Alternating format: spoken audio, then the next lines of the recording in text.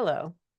I wanted to share something for today, although I'm still processing some things that happened today. But just in case you're wondering how the, not trilogy, soap opera of this is going, I had some really good clarity.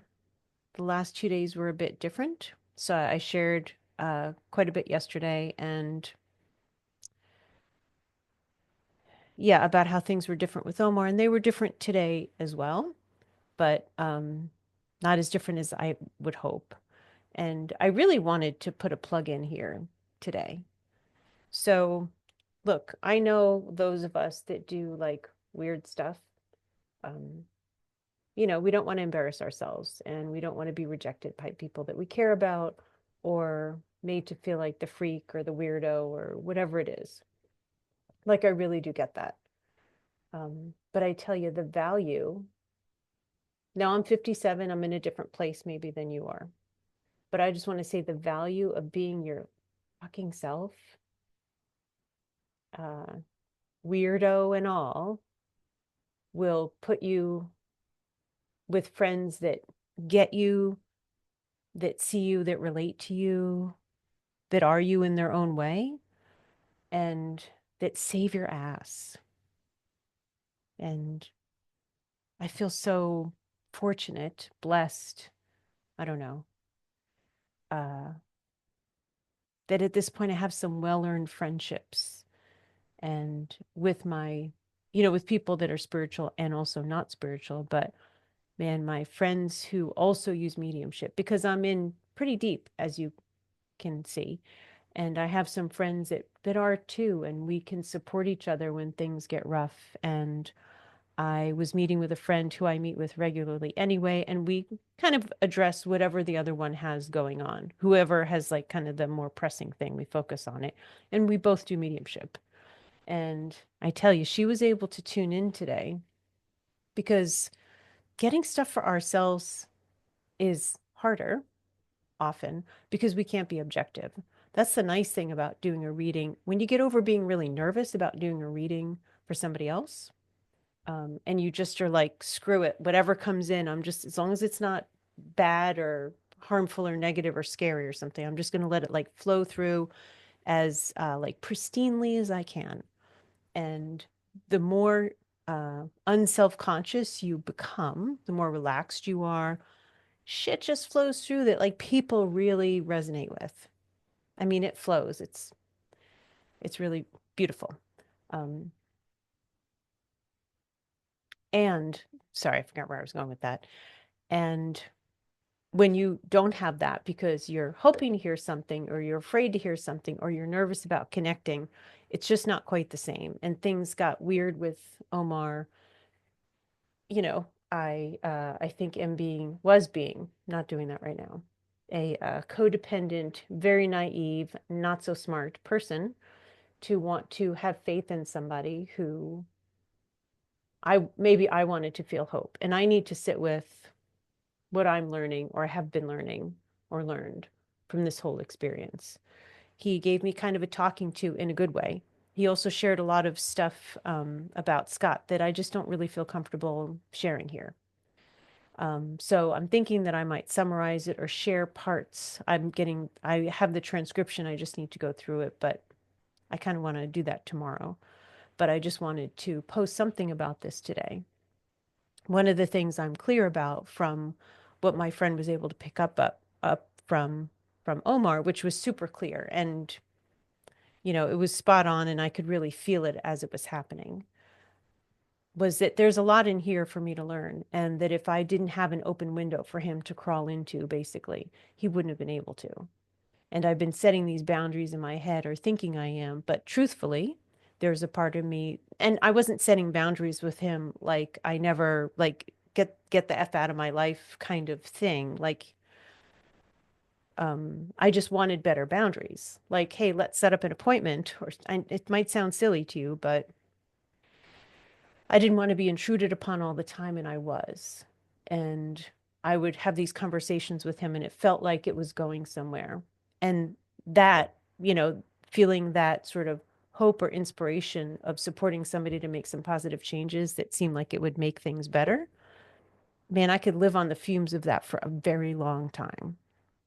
And I wanted to help with that. I wanted to help somebody that I see is in pain.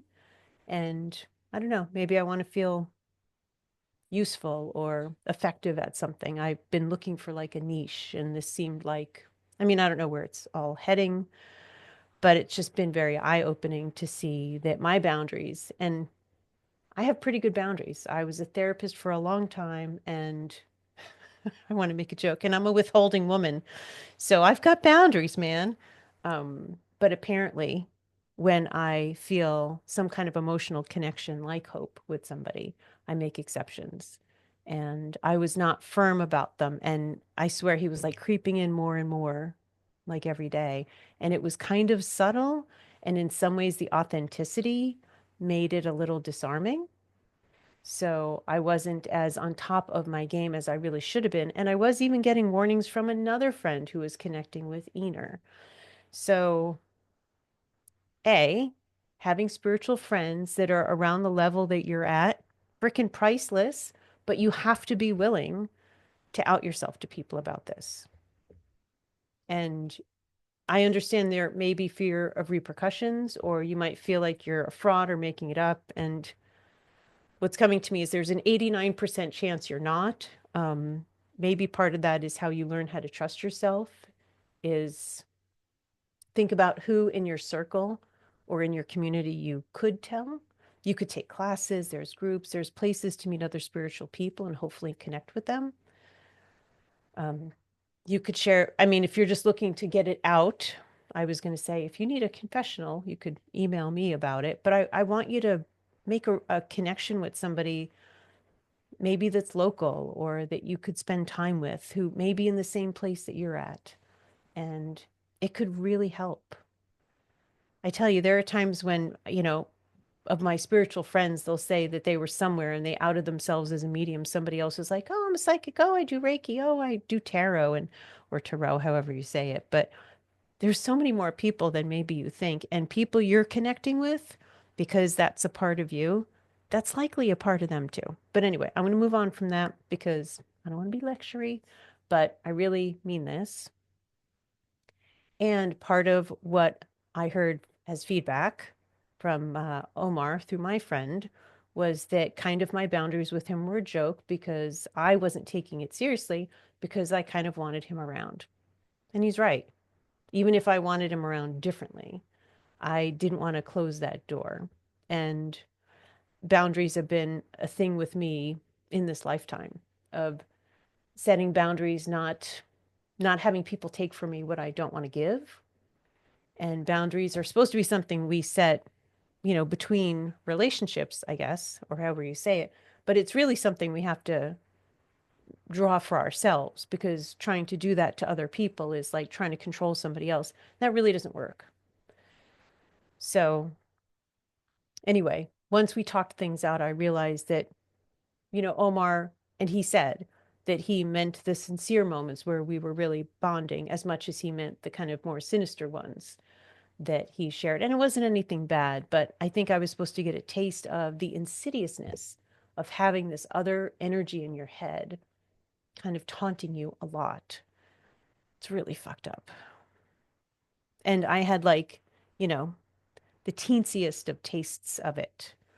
But I, am trying to learn from that because I teach mediumship and I wrote a book on mediumship, if you didn't know that. And it includes some information about boundaries, but this is like, you know, a whole level. Part of it is the determination underneath the boundary.